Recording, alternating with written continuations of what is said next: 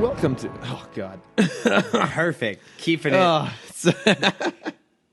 Don't worry, no editing's getting done on this episode. No, far too lazy for that. Welcome to episode 40 of Timm Talk, the podcast for the DC anime universe, co-created by Timm. I'm Chris Lord. I'm Cameron Dexter. And I still can't talk. We're doing great, guys. I'm feeling better. Chris is not. Somehow I'm not. Apparently it's allergies, like really, really bad allergies. Yeah. But it means that right around this time of night, I just can not talk anymore. But we're back for another week of Batman. Yeah. And episode 40? Yeah. It's a pretty big deal. It's amazing we've been doing this for 40 weeks. Actually, technically 41. Yeah, because we had 1 week early on that we didn't do it. Well, 42, because did we count Phantasm as a number? Yeah, of course. I didn't give it a number, did I? I thought you did. The artwork looks like. I don't know. Whatever. I can look it up as we're talking. Episode 40. But this is episode 40. Sure, we did it. Yeah, as far as I know, your numbers have matched our... Okay. I don't remember what Might have to double check all this now. But yeah, and we got some Return of Catwoman. We had like a villain-packed episode. There were a lot week. of villains this week, yeah. Yeah, I mean, the mains would be like Catwoman and Bane itself. But before that, any news, noteworthy news we're talking about? Well, there's the obvious one, the sad passing of Adam West. That's right. Yeah, so, oh my gosh, that was normally we would have recorded this before the weekend. We're actually recording it on Monday, and so that happened over the weekend. And no, I mean it's incredibly sad. Like I think it's amazing how like he built a persona like kind of around poking fun at himself, like recognizing that the Bright Knight. Yeah, the Bright Knight, that the character was kind of silly, but in a way he still took it seriously and people loved him for it. And I mean, he almost built like a secondary career out of like poking fun of that stereotype of the actor who's typecast who can't get other roles. I mean that became his entire like kind of filmography, like after the year 2000. Yeah, his he whole had persona. Adam West on Family Guy. Yeah, as a recurring character. He was Catman on Fairly Odd Parents. Was it Fairly Odd Parents? I couldn't remember what it was, but yeah, he was just as Adam West was Butch Hartman's superhero of choice. Right.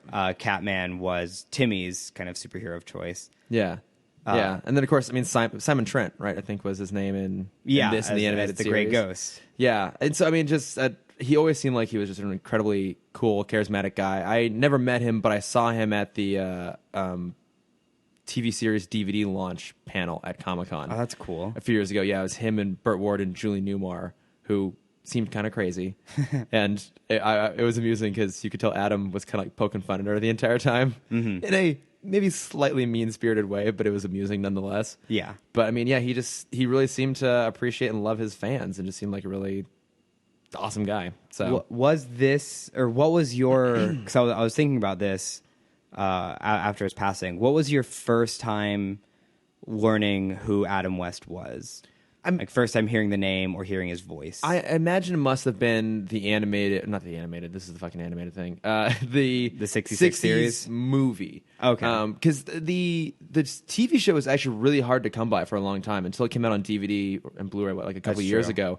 Like it would occasionally pop up here and there on like, I don't know, TV classic channels. I would see it on like some of the nerdier, quote unquote nerdier, like Spike played it, I think, once. Yeah. I remember G4, may it rest in peace. Right, of course. Played it every now and then. Yeah, because the show would pop every once in a while, but I watched that movie so many times as a kid. I haven't gone back to it in a few years, but I mean, it's still, I've seen it in relatively recent history, and it's still just tons of damn fun. So I mean, yeah, it's great. Yeah, probably there, and then after that would have been, the animated series and everything else. What about you? It was a deep cut for me, because I thought my first time learning about him was through Fairly Odd Parents. That would have been my guess for you as well. Until I learned he had a cameo, and it was actually his voice. Before Butch Hartman created Fairly Odd Parents, he was an animator and writer for Johnny Bravo. Oh. And Adam West had an episode on Johnny Bravo. He did? Yeah. That's amazing. It's so amazing. Him as himself? Yes. Of course. The so premise perfect. is like Johnny's mom goes on a date and she says she's going to be back at like 6 o'clock, and it's 6:01. And he's like, my mom is missing. and there's a commercial for like an Adam West TV show. And he's like a crime, or not a crime. He's like an investigator. Okay. He's like, oh, this Adam West guy seems good, and he goes to Adam West's house. He's like, I need you to help me find my mom. And it's such an odd kind of like stereotype joke about him because he's like this super muscular guy who just can't stop working out and continues to rip through all his shirts. It feels more like they're making fun of, because I mean, I don't know that side of Adam West. I'm sure they're making fun of something. Yeah. But that felt very much like they were making fun of William Shatner. Okay, more than anyone. I know, because like I watched a little tribute video today, and there was a clip from The Simpsons. I forgot he was on there. Yeah, but it was kind of the same thing. He was like, "Oh yeah, and that wasn't a bodysuit. That was 100% West." And so I mean, because he, like, even up to a few years ago, he would talk about the fact he could still get into like the old bat suit because he just like kept himself in pretty good shape. And it was funny because you look at like Adam West now when he was in the '60s, and like he does not seem like a very fit Batman, right? But he's like '60s fit. Yeah, exactly. Right? Yeah. So. But no, I mean, just he would always pop up and stuff and just totally embrace just kind of like poking fun at himself. Absolutely, and yeah. So that was sad to see that. Like, oh man, Roger Moore and Adam West, like the 1-2. I know they always come in threes. You know that. Oh fuck a duck. Yep. Oh, so we got one more. God, I don't. Don't take Linda Carter from us. Oh no. Oh God, no. No, not right now. No, not. I mean, especially not like it's like Wonder Woman season right now. Like it's so exciting. I know. It. I think it held #1 of the box office in the U.S. at least over the weekend. It beat out Captain Underpants. Yeah, it beat out Captain Underpants, which you saw, right? I'll talk about it in our bat plugs. No, I mean it's still doing well. Like so, it seems funny to say this, but I looked it up. It only had a 45% drop from first second weekend, which you seem like. That seems like a lot, right? Mm-hmm. But hang on, Batman vs Superman dropped 70%, and Suicide Squad dropped 65%. That sounds like, about right. It's still like it's actually in general like a pretty good drop. But yes, I mean it's like pulling in now like I think 430 million something worldwide. That's awesome. Good for it. Yeah, and I think it's around $150 million budget, and you double that too. So like at this point, it's a success for them. Yes, like it's a flat out success. More so than I think anything else they've done. So good. Hopefully, this I hope this opens their eyes. Yeah. Hopefully it changes things for the better in the future. We'll see. Maybe after Justice League. Oh yeah, it's gonna be after Justice League. I still don't think things are gonna change much with Justice League. We'll see. Yeah, we talked about this a bit on the crossover, which sadly you were not there for. I know but the crossover is gonna come out soon. Yeah, either. I don't know when. Sometime this week. Yeah, either right before or right after this episode, maybe. Yeah. And unfortunately, I was not able to share my voice and my opinion. No, because you had lost it. My voice was missing. Yeah. I had to call on Adam West to help me find it. But that's right. You got it back in time for us to do this episode today. I did. So, which is good, because there's these are good episodes overall, I thought. I wasn't super happy with the Bane episode. No. It was fine. It was the same problem I had, just skipping over the better episode. Yeah. It was the same problem I had with kind of the Riddlers, with Clock King's most recent episode. Oh, okay, sure. It could have been anybody? Yeah, I kind of could. I mean, like... That's fair, yeah. It was a fair introduction for Bane. Yeah. They kind of wiped the ability to give him an origin story. I mean, you can still give him an origin story, but they, just, one line gloss over, he was an experiment gone wrong. Yeah. It was, I felt like it started strong and then kind of tapered off there towards the end. Mm-hmm. But I mean, what I liked about that episode and then Catwoman's episode, which preceded it, was that it found a way to incorporate other villains in a really organic way. Yeah, that was great. Because, we're reaching a point now with, say, Marvel, where they're doing team-up stuff. I mean, this year alone, 2 of the 3 movies are basically team-up movies. I mean, I don't think Iron Man's going to be a central part of Spider-Man, but he's in it. That's team-up element, and then of course with Thor, team-up Hulk.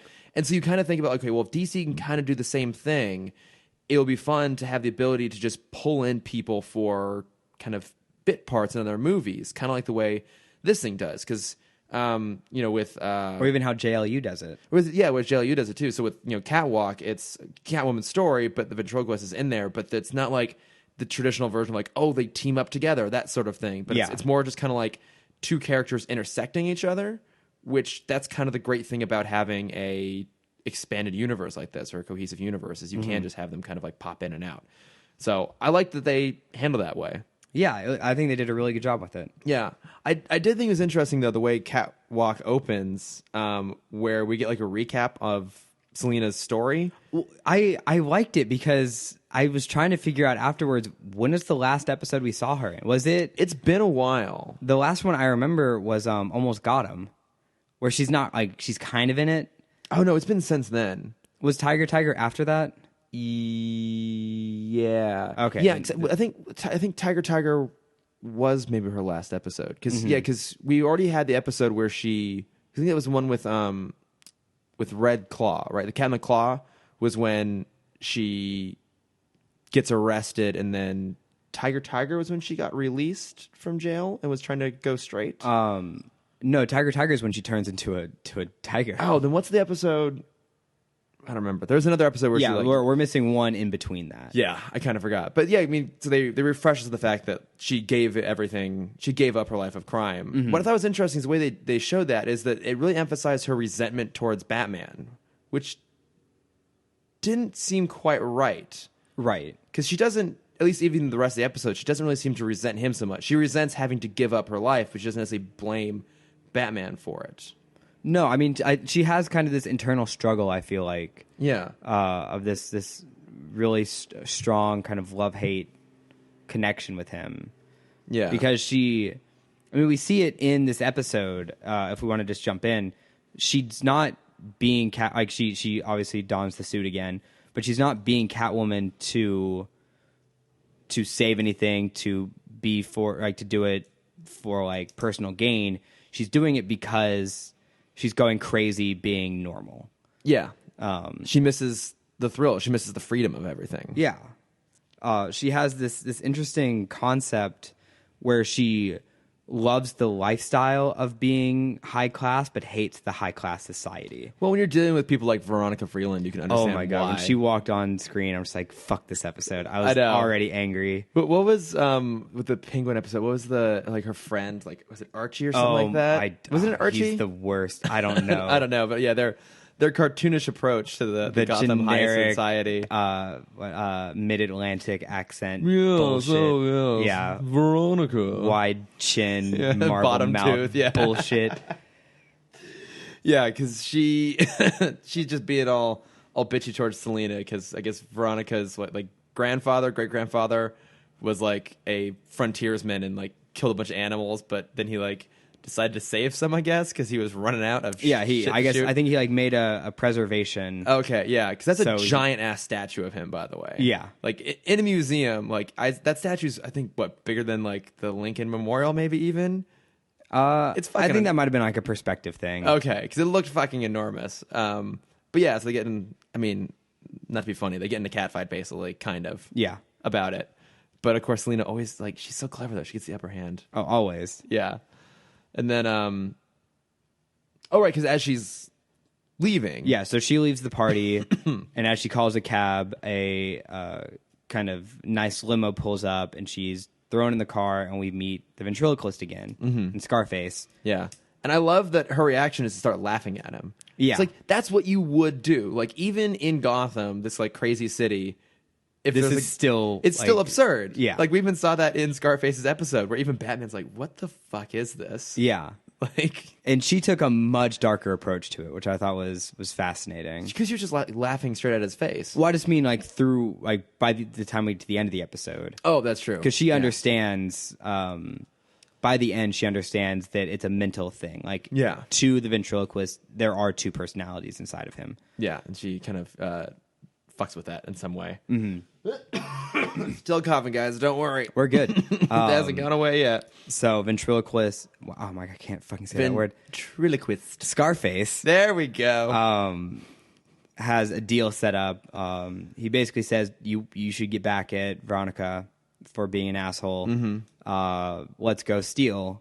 You can get 50% of the profit, which is kind of dumb because she would probably just keep it for herself. She just keep it for herself, yeah. But yeah, it's like steal Veronica's jewels that are on display at this museum that her grandfather built or whatever. Yeah, and you can have half the cut. Mm-hmm. But unsurprisingly, gets betrayed. Yeah, so she's in the museum as she's stealing the stuff. Scarface comes in, gasses the place. Yeah. Steals some. Do we see what he steals? I don't think so. No. I think it focuses on her trying to escape. Yeah. So as she's trying to escape, they kind of collapse the T-Rex on top of her. Yeah. She gets away from the guard, gets back home. Batman's there. She gives him this kind of fake story of she saw someone breaking in. She just happens to have her Catwoman suit. Me, you know? Yeah, goes in to try and capture them, to try and get on the good graces of the police. But they escape. They go back to the museum to kind of. She's gonna basically tell the police what she saw. Like Batman's like, okay, you're gonna talk to them, but they're having a conversation, so we're gonna just like walk around and look for evidence. And that's when Batman discovers that the jewels weren't stolen, but some taxidermied extinct animals, some priceless Beanie Babies. Yeah, essentially. Yeah, I didn't stuffed animals. I didn't bother to look up if that's actually a thing or not. If like the last remaining animals, it wouldn't surprise me. I guess it. I guess it is kind of a priceless thing, and I mean, for anything that's like deemed priceless, there is always a black market for it. I mean, it kind of works. Yeah, it's a little silly. Yeah, but it kind of works. So the Tasmanian tiger is missing. Yes, I don't know if that's a thing or not. I don't know. It was a lot smaller than I thought. Yeah, didn't bother to look it up. And Selina's kind of talking to herself, like, "Oh, this was the plan all along." And Batman realizes that she's not telling him the whole story. They get in a little cat fight. Yeah, I love it because she has a signature move she used in this episode, which is like she basically just like lures the guy in really close and then kicks him in the stomach. She did that to the guard. She does it again to Batman as well. And what I love about that is so she kicks him in the stomach and tries to escape, but like the most elaborate way possible, like going up on top of like a giant suspended humpback whale into the ceiling. And the whole time, like, dude, he's gonna catch you. Like, you're taking forever to get out of the damn building. Yeah, and he has a grappling hook. He's got a grappling hook. That's his signature thing. We're talking Batman. So are we surprised when he just like shows up on top of the whale? Like, where did you think you were gonna go? Yeah, with this, but he still gets kicked in the fucking face again. Yeah, because he still gets knocked out twice. Super gullible. You know, I will give them credit. I feel like in general, Batman doesn't fall into just really obvious hapless traps quite the same way anymore. Like, because a lot of those early episodes, he just gets... There's no more trash can. No more trash cans thrown onto him, and he's stuck. He's just like that. There's so many times when he would just get, like, oh, Batman has to be an idiot right now just to, like, let the villain get away or to add some suspense. I feel like they don't do that as often anymore. No. I mean, especially with this scene, he never wants to fight Catwoman. Yeah. You can kind of believe that maybe he's a little off his game just because it is Catwoman. Yeah. And she always kind of messes with him. Yeah. And she is skilled in her own right. Mm-hmm. Too. Like, it's not like it's some random dude throwing garbage cans. But yeah, so she gets away, and I love it because then we go out to wherever the lumber yard. The lumber yard, which is one of those, like, it's too ironic that the wooden puppet uses the lumber yard as his headquarters. I mean, everyone's got to stick to their shtick, right? I mean, the Joker's always going for amusement parks and but I mean, that factories. Fits because you would find clowns at those places. Yeah. You're not going to find perfectly carved wooden dolls at a lumberyard. No. I mean, unless you have, like, very, very talented lumberjacks. Yeah. I mean, but I'll give this some credit because at some point we also did have Two-Face hiding out in a building that literally was like... was the number two. Yeah, it was like one half was in decay and one half wasn't. So. Okay, that's fine. It's slightly better. Yeah. But yeah, what I do love is that when we go catch up with him, Scarface is trying to sell the Penguin one of the penguins. So again, it's not even... We don't even see him, but there's a reference to him, right? It just gives you that sense. The whole world is built, so now they can just play in it. Exactly. That's it. It's like, oh, the characters don't have to be there, but we can make a reference to him. And it's not like... It doesn't feel like in a movie where it's like, oh, that was an Easter egg. It's like, no, they just threw that in there for fun. Right. Because they can. Because in this world, the Penguin could just show up out of nowhere, and it would totally make sense. Mm-hmm. I just love it. I know. It's great. Yeah. But Scarface catches Selina kind of crawling around on the wood. Yeah, because he toddy-ta, putty-tat. Yeah. Got another great Looney Tunes reference. Yeah, of course. And then there's like a small kind of scene with the two of them. Batman shows up. We find out that he put a tracker on Isis. On Isis, the cat. Mm-hmm. Which I thought was clever because usually you expect him to put it on Catwoman. Yeah. But you can't hide anything on that skin tight suit. No, you cannot. But you can in a cat. You can't hide it on the cat, yeah.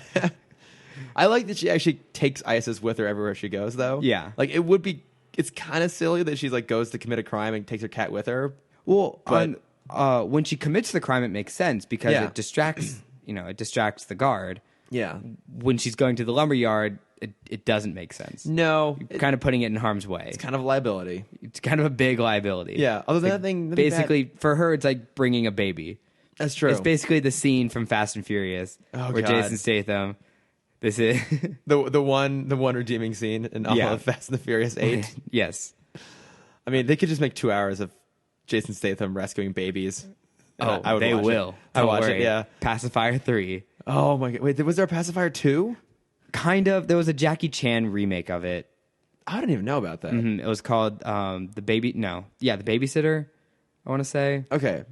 The cover art, it's a white background. Jackie's doing looking it up. The Mission Impossible thing where he's got the rope on his back and he's kind of sprawled out.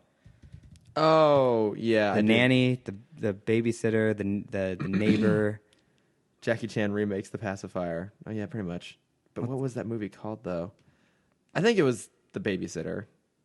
I don't know. That sounds about right. Spy Next Door? That's the one. Oh, wow. Man, we get some obscure cuts on this podcast. Oh, yeah. You're welcome. What were we talking about before we were talking about Jackie Chan? It's not important because Jackie Chan's what's important.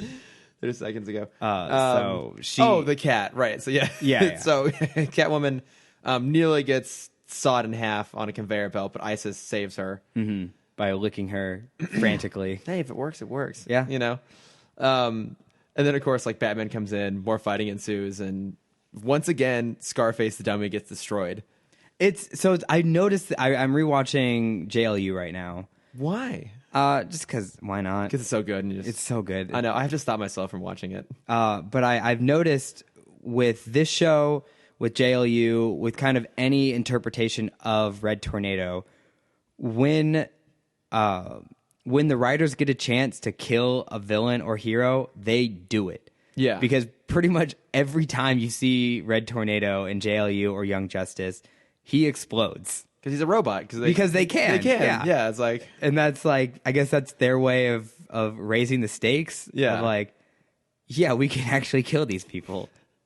And so every time we see them, like if you go back and rewatch kind of any episode of JLU or of Young Justice or even Brave and the Bold. Okay. They're always destroying Red Tornado. Red Tornado is always blowing up. Poor Red Tornado. I know. He's just trying so hard. He can't catch a break. I know. Aw. Poor guy. I don't feel so bad for Scarface because he's kind of a twat. Yeah. So. I did really like... So right before he gets sawed in half, Ventriloquist has his he loses it for a second. Oh, yeah, because he attacks Catwoman to try and save him. Mm-hmm. With the priceless Tasmanian tiger. Yeah. Wait a minute. Hang on. So he hits Catwoman with the tiger because that tiger had a base on the bottom of it. Mm-hmm. That's what he hits her with, is like the base, because the stuffed tiger is not going to do anything. But then in a second, it goes out the window and there's not a base on it anymore. I just realized this. Oh, I didn't know that. Yeah. So he broke it. So it's no longer priceless. Well, what's the fucking point then? Now it's just a Beanie Baby. It was always a Beanie Baby. Yeah, it is the 90s. This is pre-Beanie Babies, though. Beanie Baby was like late 90s, wasn't it? I think so, yeah. I feel like this is still Pog territory. Yeah, I feel like Beanie Babies was like the era of Spice Girls. I feel like those two things kind of happened concurrently. It's not, yeah. Yeah. You're not wrong. No. So as the ventriloquist is like excited that he saved his Scarface, she kind of pulls a lever and drops a bunch of lumber, and it just crushes him. Off he goes again. Mm-hmm. But then, yeah, so then she's basically going to try and get away, and Batman's like, no, I have to arrest you. And it's just this, I don't know, for me, this is like the stupidest conceit ever for her to get away, because she throws the priceless tiger next to the fire. Yeah. What are you going to do? You're going to save the priceless dead, artifact, priceless extinct cat, or are you gonna get me? Ugh. And good old Batman saves the tiger. Yeah, and so she gets away, and then she's like up on the roof, and she makes a comment about how it's like the cat who walked by herself. Yes, the cat that walked by himself. I googled this. Oh, cool. Yeah, I did too. So no. Yeah, go ahead. You got to it first. I'm not going to steal this bit of trivia from you. So Catwoman, after Tiger, we now know is very versed in her cat literature. This is true, yeah. Because I was ready for like a full monologue when she was up there. I thought she was going to do like her version of I am the night, or I am darkness, I am the night, I am Catwoman. But she doesn't. It's just the cat that walked by himself. And I learned it is a short story written by Rudyard Kipling. I like Rudyard. Yeah. Rudyard's better. Yeah. And it's a short story. I don't remember what it is word for word, but it was basically, my interpretation was cats are the best species and they just don't give a fuck about anything.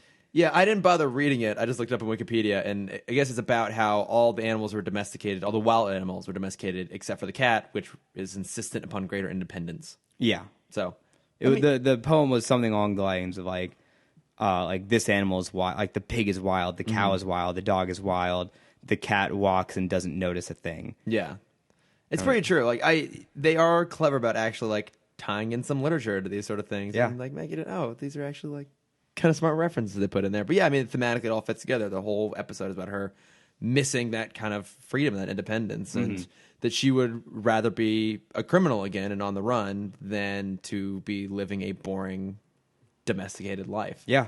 And I don't know if we get any more Catwoman episodes in the animated series.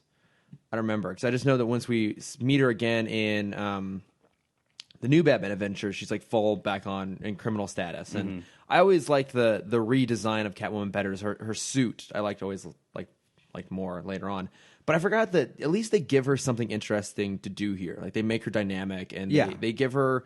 She has a full story arc throughout this whole series. Yeah, and ironically, I mean, like so many other characters in the show, like they avoid making her cartoonish, because as much as I love Batman Returns, and I mean, Michelle Pfeiffer's great in that, she is a little hammy through the whole thing. And I like even Nolan's version of her in The Dark Knight Rises, but again, you can only do so much in a short period of time, and she kind of has a little bit of that, like, I'm just trying to do my own thing, be independent, but she has like some moral thing going on.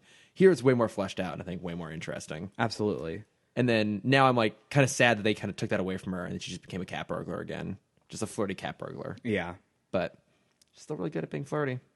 She's very good. Yeah, she's very good at that. Yeah, and she doesn't actually spend that much time with Batman. I feel like she pops up in a couple episodes. She has an episode with Nightwing. I don't remember much of New Batman Adventures. Okay, that's what I remember the most. Okay, yeah, because like even when I got the DVDs many years ago, like I rewatched all the New Batman Adventures and like a couple of the Batman animated series. Okay,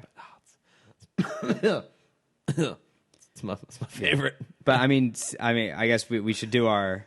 I had a segue set up, but we need to do our plug, our commercial first. Yeah. Oh, go ahead, do your segue. Then we'll step back. Something flirting, hardcore flirting. We're about to see Robin and Candace. Oh God, yeah. Oh, got so much to say about that. But yes, you're right. Oh, it was way too much. Too much? Just enough. Yeah, there we go. Yeah. But our sponsor this week is Sequel Squeal. Okay, Chad Fogelman. Yeah, one of Chad's podcasts. Yeah, so it's like what a good guy. Yeah, so they talk about like just a film franchise every episode. So they'll like pick Wayne's World or like James Bond or Back to the Future, and they'll talk about any movie and all of its sequels. I imagine very similar to what we're doing here, but probably better. Yeah, probably. Yeah, I think they also like for movies that don't have sequels, don't they also like make up a sequel for them? Ooh, I remember him and Derek doing that. Oh, okay. If that's the case, that's awesome. Yeah. I cannot verify that. Or I could, but I'm not going to because I'm lazy. But here's the plug. Hey, listen to Sequel Squeal, the podcast where we watch a movie and all its sequels. Right, Benny? Yes, you are correct, Chad Fogelman. Right here on the Nerd School Network. Yay, us! Yeah, we're done. That was good. Yeah. There was, right there. Go Chad. He's a great guy. He is. But yeah, so now we're talking some good old heavy flirting here, because not only does this mark the entrance of Bane, but it marks the reappearance of Rupert Thorne. Yeah, I was wildly sidekick kind of surprised to see him again, because we haven't seen him in. It's been a while. Weeks. Yeah, I mean, with all these people, I can never remember. Are they in prison? Are they out of prison? It doesn't matter. Yeah. Really, does it? Well, Thorne's kind of never been I thought he got arrested after the Two-Face. last time we saw him from memory was they were about to bust him for something. Oh, and he got away with the... And they pinned it on someone else. Yeah. Oh, yeah. Wish I remember these episodes better. I know. But they're a lot. We're like... We're 80 episodes in, pretty much. I think these are like 73 and 74, I want to say. Yeah. Yeah. So at a certain point, they blend... 74 and 75, they do blend together a little bit. Just a hair. But, I mean, even... So... I think this episode starts pretty strong. Like, even the title card is really cool with like so just cool. Bane in silhouette having just burst in from some like through a wall, and he's standing there. You see that sense of him being intimidating. And even when he arrives, it's like he's this huge hulking man, like twice the size of anyone near him, and you can still see like the luchador mask on underneath like his hat. Yeah. And his suit, which I know that's from the comics too. I like that idea that he has this whole persona with the mask that he always wears. Right. But yeah, he meets up with Candace, Rupert Thorne's sidekick. Yeah, because she's more than the Assistant. secretary. I know we've had this discussion before what she is exactly. I mean, I think she's kind of his second in command. Yeah. in a lot She's of his ways. Harley. Yeah, his kind of confidant. But of course, she's always up to her own things too. But yeah, they've recruited Bane, and his whole strategy is that he's going to observe Batman in his environment and then find the best way to take him down. And again, it works because Croc is just broken out, and so he's going to watch Batman and Robin. I thought take he down broke Croc out. No, I think Croc was already out. Okay, that's how I interpreted the scene. Yeah. Because Well, yeah. what are you gonna do? And he holds up the newspaper, and he's like, "Oh, we're gonna find a crocodile." Yeah. For some reason, I thought like they had history together. Of like Bane was also part of that circus. The other strong man. Yeah. Right. No, I don't think they have any history together. But I No. mean, it's also fair if you make that assumption because, as we'll get into later on, like the most famous story with Bane is that he breaks all of Batman's villains out of Right. Arkham, and so it's easy to assume that. I mean, so this is like I like how it started because it's sort of like the simplified version of that, right? The general idea is there that Bane's going to observe him and go after him, and so he's going to watch him go after another villain. It's like, okay, yeah, it makes sense in a short format. It's not going to be everybody, but it's going to be one guy, and Croc will be a good person because it's another, strong villain. But what I thought was kind of weird is Croc is trying to steal a safe from something, and Batman and Robin show up to try and stop him. Also, real quick, what's up with the guy with the really weird, creepy face? I don't know. The guy who's like cracking the safe. He has this weird grin. He almost looked like a post Joker gas victim. Oh, right. Yeah, I don't know. I don't know. And like It was very odd. He vaguely reminded me of an image. I couldn't say specifically what from The Dark Knight Returns. Like someone else had that kind of weird look on their face. I feel like unrelated Joker gas, maybe related. I don't know. But it felt like a very deliberate thing. Like they were referencing something. I had no idea what. But the guy looked really fucking no weird. idea. But I mean, that's just a small thing. But so Batman and Robin break up the fight, and then Croc is escaping through the sewers. And this is the point where it doesn't make sense for me because before Croc can get away, Bane really busts through the sewer and beats the crap out of him. Well, so I don't think Croc is trying to get away because he's sitting in there waiting for Batman. He's waiting to like kind of give Batman To sneak fight attack. back. Yeah. And so I get because the beginning of this episode they make Bane. Bane is a master strategist. He is the Kraven of the DC of Batman's universe. He is this Kraven the Hunter. Yes, I was thinking Wes Craven. Like that. Yes, that Wes Craven. That doesn't make, he writes the best horror movies in the Batman universe. Yeah, he's this, unparalleled predator. Yeah, which is even more interesting to team him up with Croc. Yeah, but he's hapless. Yeah, he's this character that always knows how to hunt his prey. He knows everything about it before he captures it. And they've set that up, but then they kind of don't know what to do with it afterwards. Because Batman still has to outsmart him, but how can you outsmart a guy that knows how to outsmart you? Yeah, well, by being a little smarter. Be a little bit smarter. By getting a bigger grappling hook. Yeah, that's why I was kind of disappointed because they set it up like it's gonna be really interesting, but even that moment when he stops Croc from ambushing Batman, but that also he kind of gets it for ego, like no, if someone's gonna take down the Batman, it's me and me. But his whole point was to try and watch Batman. He never actually really observes what's going on, and in fact, he interferes. So it seems like this kind of goes against his own strategy. And then to make a big show about it too, he just like literally beats the shit out of the Batmobile with his own bare hands. I was gonna say he literally beats the shit out of Killer Croc. He beats the shit out of a lot of things in this. But I mean, the Batmobile though, like Brucey makes the comments like, "You don't fuck with another man's car." Yeah, like that's a low blow. Personal now, Alfred. Yeah, now I'm really into it. Yeah, I don't know. For me, that just didn't make any sense. Like the whole plot his whole plan seemed to just kind of go askew right at that moment. Also because by like beating the crap out of the Batmobile, he announces himself. Yeah. There's another presence here now that otherwise they would not have known about. So, but I feel like that's. I want to say that was part of his plan because it's like I guess partially part of his plan, and the other side it's like very prideful. Yeah, like he needs to. That was his way of introducing himself to Batman. Like, I am here. I know you have the ability to figure out who I am. I'm giving you the clues.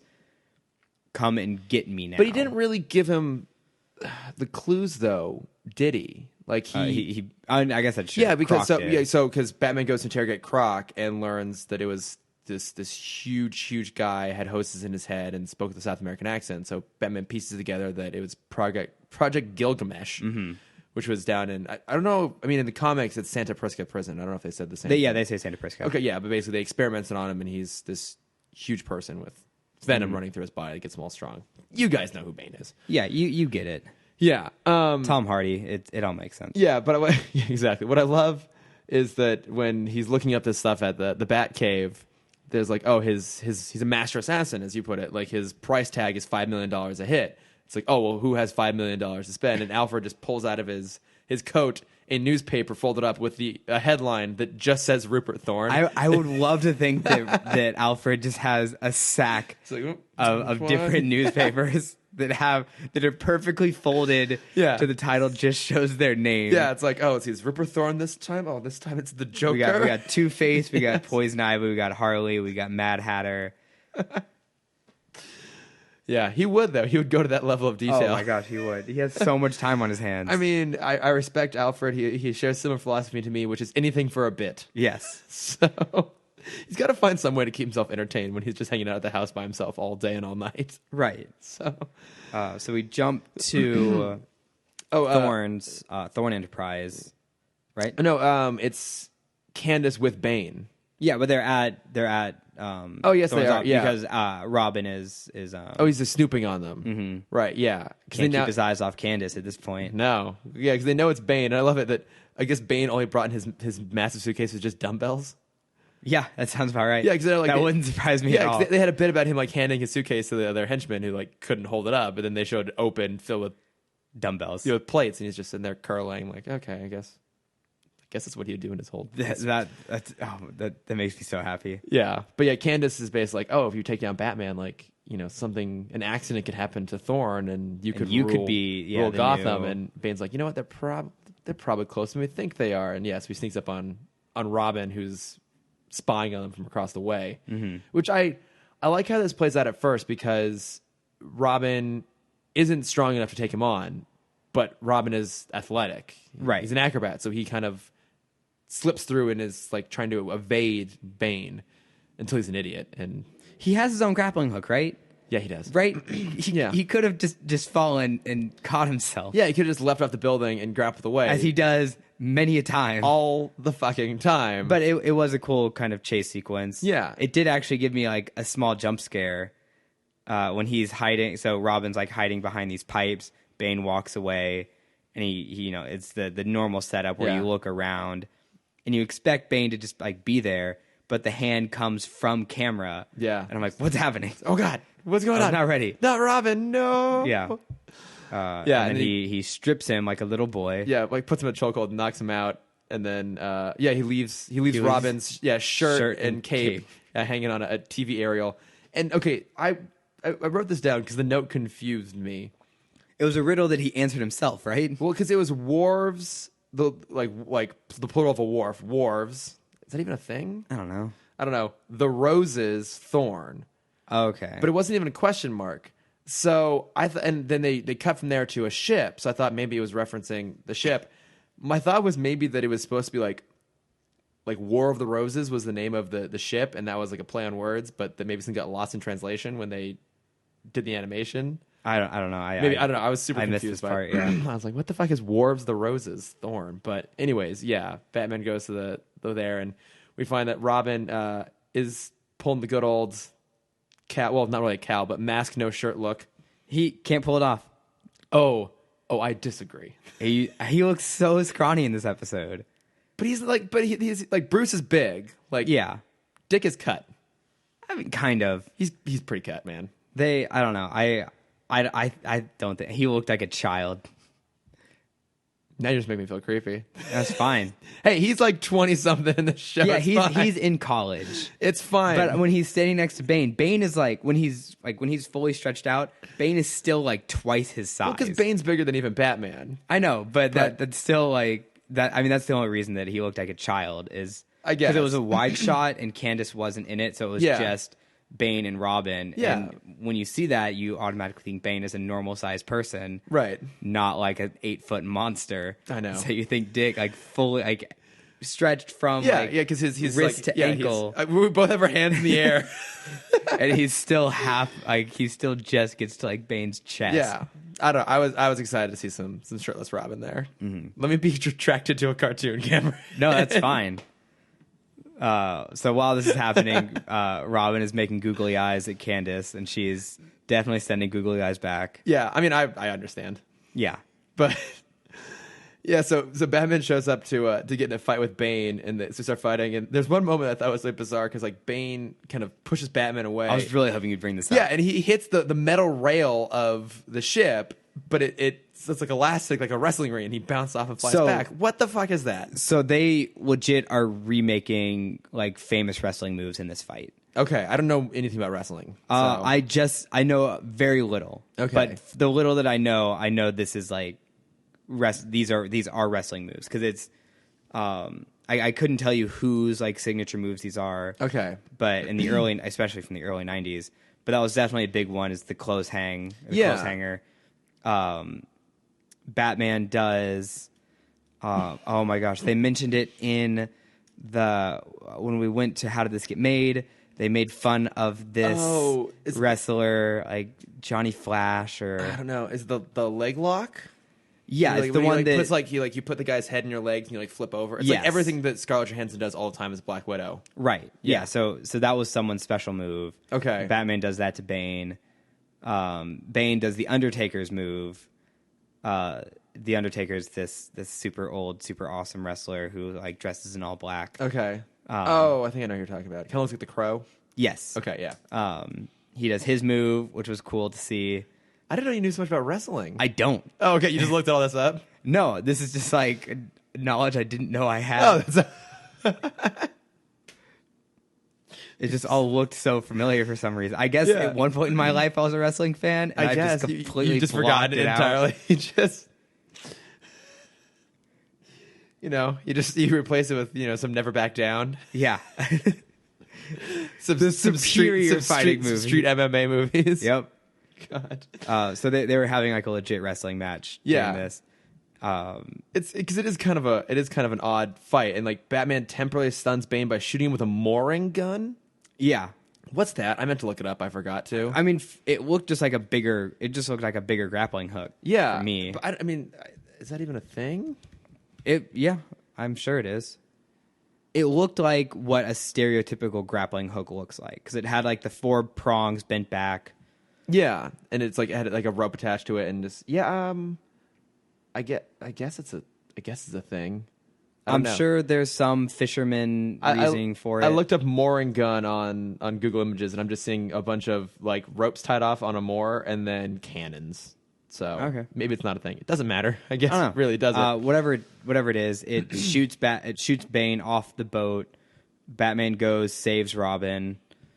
Bane comes back. Kicks Robin back into the... Yeah. Oh, that's right. Robin's in a water tank that's filling with water and like tied down with weights. Yeah.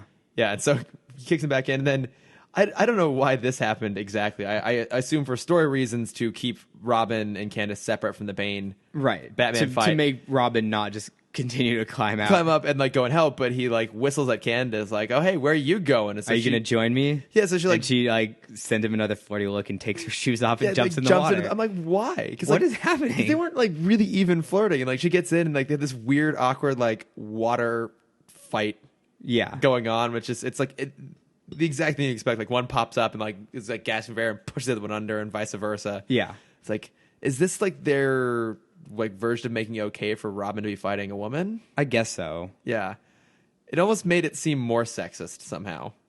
It was just weird. Yeah, and I was happy when they cut back to the Bane beatdown. Yeah, or I guess the Batman beatdown, because he was losing hard. Yeah, because Bane was just doing like the sumo like open palm, just like slap, get back. Yeah, right. I was like, oh, it was cool. I enjoyed. Yeah, because like enjoyed the open palm hits. Yeah, Batman tries to throw a Batarang and Bane just like crushes. It's like, oh, you're gonna try. He catches it. He catches it. That was awesome. You're like trying to stop me with toys, and he's basically beat Batman, and then Batman takes another Batarang and smashes it into the Venom control. Yeah, well, he's about to do his signature. Oh, that's right. Yeah, move. he's gonna about ready to do the back break. Yeah. Because I guess we should bring this up. Nightfall.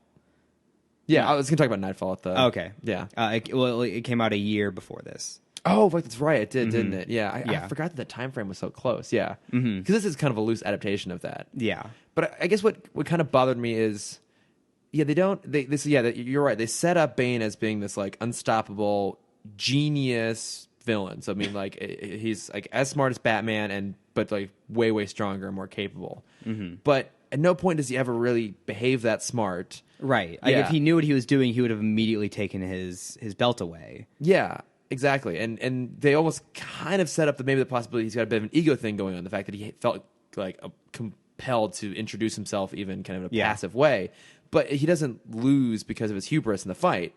He just loses because Batman fucks with his gadget. And we have what might be the most terrifying. Oh, it's gross moment. I'm amazed it made it past like the censors of how terrifying this scene was. Because so Batman cuts the venom tube. It sends more and more venom into his body. He does a weird like Hulk transformation. Yeah, it gets even bigger and bigger, and it's terrifying. Yeah, like we always bring up the Clayface scene where he does the multiple transformations because it's so well animated. It is. This was very well animated, but it was just scary. Yeah, I mean, because like his face gets so big, his eyes bulge to the point where the red lenses in his mask pop out, and like they just get huge. We also have this vibrating red background through the whole thing. It felt very. There's the famous scene from the Ghost in Shell animated movie where she like rips her body in half, and felt like it's crazy. There's that, and then there's another anime movie called Aeon Flux. That has another. I don't remember what exactly happens, but I remember it has this very creepy, like destruction scene where everything is just ripped apart, and it felt like that. Like I was ready for his body to just explode because it was getting so big, and so Batman ends up just pulling the plug out of his head. He passes out, and I appreciate at the end of this, he doesn't try and catch Thorn. No, he throws the mask.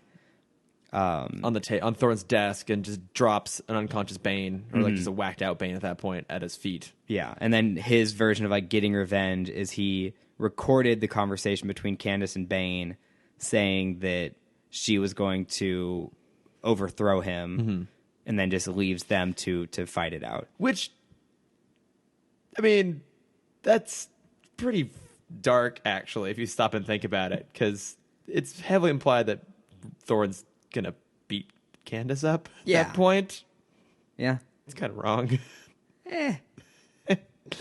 Again, we've talked about it before, but oftentimes the gender politics of 90s cartoons maybe not the best.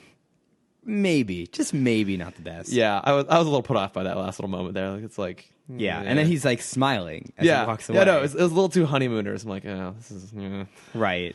But why I oughta? Yeah, that's exactly. I'm like, that's a really fucked up place to leave that hanging. But all right, I guess we're wrapping it up.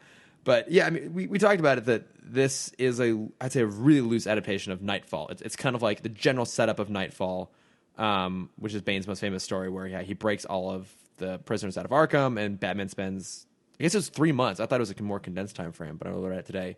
3 months getting everyone back together, and then Bane has deduced who Batman is and is hiding out in Wayne Manor and beats the crap out of him and breaks his back. Breaks the bat. Have you ever read Nightfall? I've read the first 2 parts. Okay, I think I own them, but I don't know if I've ever actually finished them. Yeah, because I remember he gets his back broken, and then Azrael. Yeah, Jean-Paul Valley, aka Azrael. Yeah, takes over. Yeah, and he puts like taloned like mech gloves on the Batman it looks suit. Awesome. Yeah, and then when he gets defeated by Bane the first time, then he goes and makes like a full combat suit. Yeah, I love it. Yeah, I remember having a toy as a kid that was like, oh, that's cool. It was like based off of that suit. It's kind of it's super 90s, but it's also kind of a cool look. Mm-hmm. Oh, it's so 90s. Yeah, well, I mean, this was the era where everything had to be more extreme, right? So it's like, oh, Bruce Wayne's not extreme enough as Batman, so let's just like put like razor sharp talons and make Batman like this weird, sadistic guy. Right. I saw this episode as like the producers, not the producers, because that'd be Bruce Timm.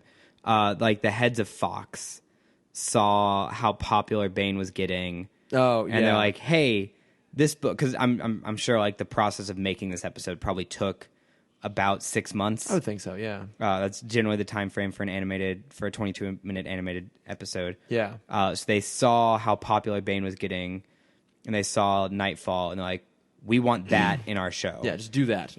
We know the character is way too dark, and his storyline is definitely not kid-friendly. Yeah. But we want that for kids. Yeah, make a kid version of it. Do it. Yeah. And so it's kind of like, so they took the idea, it was a little rushed, it wasn't great, and they gave, a Bane story they can tell to kids. Yeah. Yeah, and just, I don't know, it didn't... I think Bane is actually a really cool character. Yeah, absolutely. And I still feel like we haven't really seen a great version of him. I mean, obviously, the worst version, of course, is from Batman and Robin, where he's just a mindless sidekick. Yeah. And then Dark Knight Rises comes along like, oh, no, he's not a sidekick. Like, he's a genius. He plans all these things out. And then, but wait, he's just a sidekick. He's a sidekick. He's just a sidekick. Yeah, and again, they got elements of him right, but they also messed up a lot of him. I'm trying to remember, because I know he's in Young Justice. Yeah, he is. I don't think he has a big part in Young Justice. I think he's just in like 1 or 2 episodes. Yeah, he's a big part in Justice League Doom, which is That's true. we're always talking Yeah. about the adaptation of Tower of Babel, which is really good. Mm-hmm. Yeah, he's the one who steals the files, right? Yep. Yeah. Mm-hmm. Yeah, I think he can be good. He has a couple really great. In the movie, in the animated movie, it's Mirror Master that steals. Oh, the files. that's right. Yeah, but yeah, Bane's involved. But Bane's the one who steals Bruce's parents, right? Yeah. Yeah. Which sounds, for the people who haven't seen that movie, that sounds strange. It does, but it makes sense. It makes sense when you watch it. Yeah, but yeah, no, I mean he had some good appearances in the new Batman Adventures. Okay. As well, some really good appearances actually. Yeah, we still haven't seen a really great version of him. No. I'm sure he's in Brave and the Bold, and I just can't remember the episode. I happen to have Bane and Other Media, the Wikipedia page, up on my laptop. How relevant? Because sometimes I come prepared for these things. The Brave and the Bold. Oh, he's voiced by Michael Dorn. Oh, cool. Do you know who that is? Nope. God damn it, Cameron. Maybe the name doesn't sound familiar. Worf but I might know. from Star Trek: The Next Generation. Yes. Okay. Yeah. Yes, I know who Gotta that love is. Michael Dorn. Okay, yeah, he's like frail, and then he becomes like a big old dude. He fights Wildcat. That's right. Okay. Something about Aquaman and another appearance. Outrageous. Yeah. If you ever watch Brave and the Bold, that's Aquaman's saying. Okay, I need to watch it. It's so good, but it's not on like Netflix. It's not on anything anymore, So and it's very upsetting. I know I'll have to pay for it, which I don't mind doing, but I'm like, it's worth it. Yeah. It's very good. Season 2, there's like this. I think I brought this up before. There's a weird stretch where there's like 5 episodes in a row where someone dies. Not like you Red mentioned Tornado this. dying, Yeah, but like yeah. straight up dying. Dies. And I'm like, what is happening in this kid? This is like very much the most childish version of Batman. Yeah, and but people why is just it so dark? dying left and right? I know. I did see. I do want to watch it though because I saw that the rainbow bat suit makes an actual appearance. Yeah, I'll put it on Instagram. But I got a little Batman minifigure in the rainbow bat suit. It's beautiful. It's amazing. And so I was like looking at pictures, like, oh, he actually appears like in a full episode of that. Like, I gotta go track that down. I kind of want to do that as like a Comic-Con costume. Do it. Yeah, I will fully support that. I need someone who can actually make costumes though to help me. We'll work on it. Yeah. But I mean, yeah, he's appeared in a whole bunch of stuff. I mean, I love that he appeared in the Lego Batman movie voiced by Doug Benson, and it's like kind of making fun of the Tom Hardy version. Yeah. Which is kind of fun. But who knows? I mean, again, maybe we'll see a version of him done really well. I think the challenge becomes they've done like a pseudo version. They've kind of done Nightfall already. I mean, Batman did get his back broken in Dark Knight Rises, so it's hard to take like his best story, which was done in a muddled version, and do it again better. And that's a hard story just in general to make into a movie. Yeah. Just because there are so many villains, and you don't even, just not even that part of it, but having like a villain come out of the shadows that's just already better in every way. He's smarter, he's stronger. Yeah.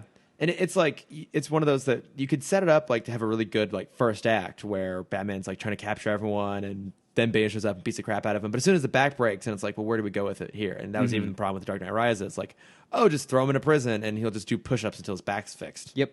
That's how it works. Yeah, it doesn't really work. Like the comic version's also terrible. But it's like, you can't really do a better version of it either. So, too bad. Oh, well. Yeah. I guess you got to read it. Oh, what a shame! You got to read this story. Yes, I'll read it at some point. But I have other things I've been reading. But Cameron, what have you been reading? What have I been reading? Nothing. Segue. I've been watching. Oh, that's true. You don't read. I forgot. What have I been watching? Oh, I watched Captain Underpants. Oh yeah, and it was great. Yeah. Oh man, for anyone that was a fan of the books growing up, it is. I forgot how influential that series was for me as a kid because it made me want to be a cartoonist growing up. Oh wow. Yeah, because it's two kids that make their own cartoon or make their own comics. Yeah. And I had my own comic in middle school. It was did? horrible. Yeah. It was Peter the Anger Problem Penguin. That's amazing. I loved him to death. Yeah. But yeah, the books were so influential for me, and then seeing the movie because it's very well animated.